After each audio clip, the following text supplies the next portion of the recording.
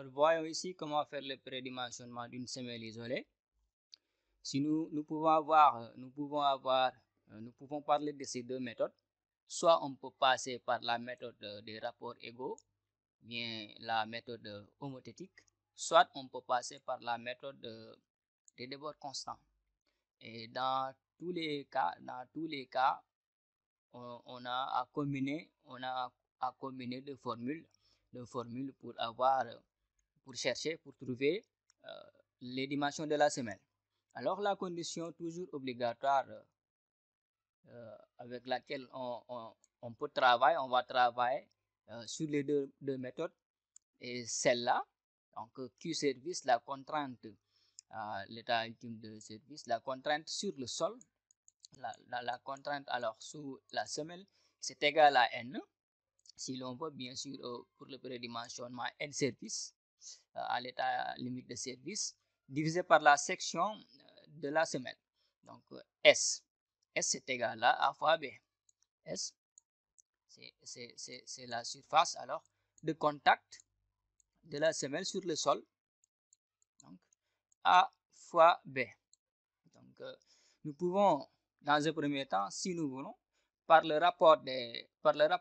méthode des rapports égaux, combiner cette formule Q serre égale à N sur S, donc contrainte égale force par unité de surface, et la combiner avec la méthode des rapports égaux.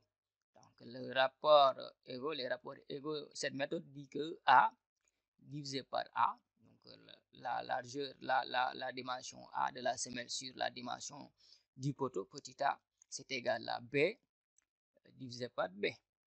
Donc cette dimension B divisé par B. Alors une fois qu'on utilise cette condition, par exemple, une des deux méthodes, une fois utilisé une des méthodes pour sortir A et B, par la suite, on pourra calculer la hauteur totale de la semelle donnée par cette formule H supérieur égal maximum de A moins A sur 4 plus 5 cm. C'est 5 cm, donc c'est l'enrobage de la partie inférieure de la semelle. Et donc B moins B sur 4 plus 5 cm. Une fois A et B trouvés, donc on pourra calculer la hauteur totale de la semelle. Alors, le maximum entre A moins A sur 4 et B moins B sur 4, ce maximum-là est appelé D. C'est la hauteur utile D. Donc, la hauteur totale de la semelle n'est rien d'autre que D plus les 5 cm. Alors, un exemple, si nous calculons par la méthode homothétique, donc on sait que Q égale à N sert service sur A fois B. Donc la première condition. Deuxième condition donc qu'on a utilisée ici. Alors par ces deux conditions, on peut chercher une des dimensions de la semelle. Alors si on combine ces deux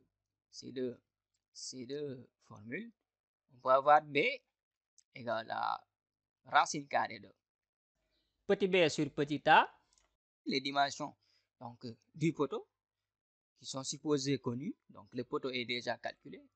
C'est pourquoi il faut toujours calculer le poteau avant de calculer la semelle sous le poteau, fois N service divisé par Q service. Alors Q ici est donné par les études géotechniques. Alors ici Q service, donc on peut prendre la contrainte du sol donnée par les études géotechniques.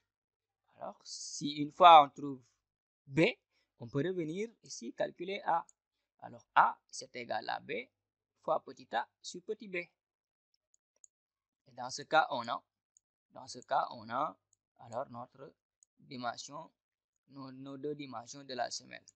Donc, ce qui nous donne ici B fois petit a sur petit b égale à A. Donc, une fois A et B trouvés, on peut revenir maintenant calculer H, la hauteur totale de la semelle. Dans ce cas de figure où nous avons une semelle avec patin, ça c'est le patin, et ce tronc de pyramide, c'est le glacis. On pourra calculer après la hauteur du patin et ce qui reste sera la hauteur du glacis. Et on peut calculer directement la hauteur du glacis et ce qui reste donne la hauteur du patin. Donc on peut adapter la formule comme quoi que hauteur glacis, ça c'est cette hauteur là h. Donc g, ça c'est hp, hauteur patin. Donc on peut adapter est égal à la hauteur totale divisé par 3. Alors une fois qu'on a la hauteur donc du glacis, on va prendre un nombre entier. On pourra dire que donc la hauteur alors du patin, c'est égal à h, la hauteur totale, ok, moins la hauteur du glacis. Alors dans ce cas de figure, on suppose que on va dire que si nous avons une hauteur, on a déjà calculé par exemple h, il faudra alors on peut mettre un patin et un glacis dans le cas où la hauteur totale dépasse ou bien est supérieure ou égale à 25 cm. Quand nous avons une semelle de hauteur supérieure égale à 25 cm, on peut adapter, on peut mettre un patin HP et un glacis. Donc, moi je recommande cette méthode homothétique. Quelqu'un d'autre pourrait utiliser cette première condition combinée donc à la méthode des débords constants, cette troisième condition, et avoir une équation du second degré où il faudra calculer delta et ensuite calculer les dimensions x1 et x2 qui seront donc qui correspondent aux dimensions A et B.